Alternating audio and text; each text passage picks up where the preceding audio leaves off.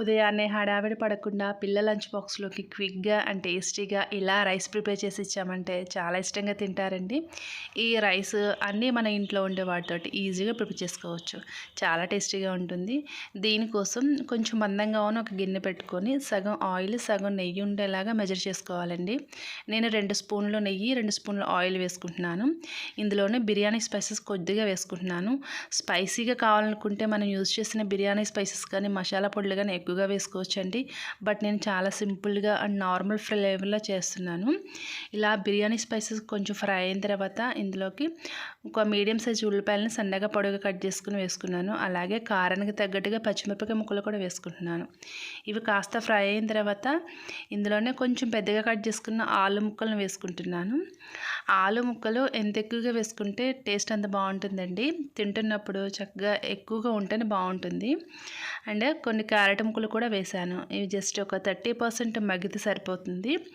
ఇలా ఒక నిమిషం పాటు కలుపుకున్న తర్వాత ఇందులోకి కొత్తిమీర, పుదీనా వేసుకుంటున్నాను. కొత్తిమీర, పుదీనా మిక్సీ పట్టి వేసుకున్న బాగానే ఉంటుందండి ఫ్లేవరు. ఇలా కొత్తిమీర, పుదీనా వేసుకున్న తర్వాత ఒక నిమిషం పాటు కలుపుకొని ఇందులోకి 2 మీడియం సైజు టమాటాలని ముక్కలుగా కట్ చేసుకుని వేసుకుంటున్నాను.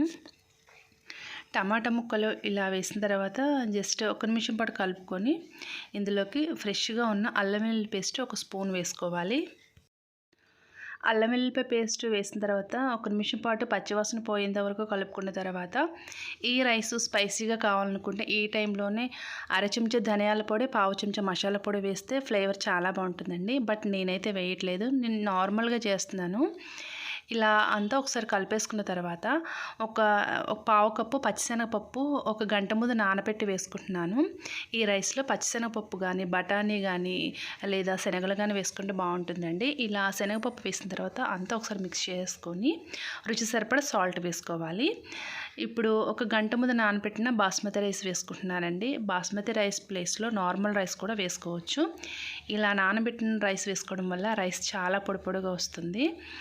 రైస్ వేసిన తర్వాత 1-2 నిమిషాల పాటు మెల్లగా కలుపుకోవాలండి. ఇలా కలిపేసుకున్న తర్వాత ఇందులోకి 1 గ్లాసు బియ్యానికి 1.5 గ్లాసు నీళ్ళు ఉండేలాగా మెజర్ చేసుకోవాలి. అప్పుడే రైస్ పొడి పొడిగా వస్తుంది. ఇక్కడ నేను 1.5 గ్లాసు రైస్ తీసుకున్నాను. సో 3 గ్లాసులు నీళ్ళు పోసుకుంటున్నాను. నీళ్ళు పోసిన తర్వాత సాల్ట్ ఒకవేళ తక్కువగా ఉంటే ఈ టైంలో నేను అడ్జస్ట్ చేసుకొని ఈ రైస్ కుక్కర్లో కనుక ప్రిపేర్ చేస్తున్నట్టయితే మీడియం ఫ్లేమ్లో ఒక విజిల్ పెట్టుకున్నామంటే కరెక్ట్గా ఉంటుందండి. ఒక విజిల్ వచ్చిన తర్వాత స్టవ్ ఆఫ్ చేసి ప్రెజర్ అంతా పోయేంత వరకు వెయిట్ చేయాలి.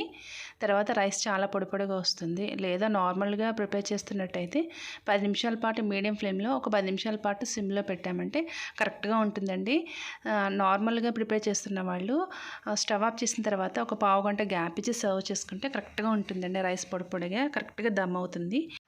ఈ రైస్లోకి పర్టికులర్గా గ్రేవీ కానీ, కర్రీ కానీ లేకపోయినా సరే హ్యాపీగా తినేసేయచ్చండి. టేస్ట్ అంత బాగుంటుంది. ప్రిపేర్ చేయడం కూడా చాలా ఈజీ. సో మీరు ట్రై చేయండి. మీకు ఎలా వచ్చిందో కామెంట్ చేయండి. ఈ వీడియో నచ్చితే లైక్ చేసి షేర్ చేయండి.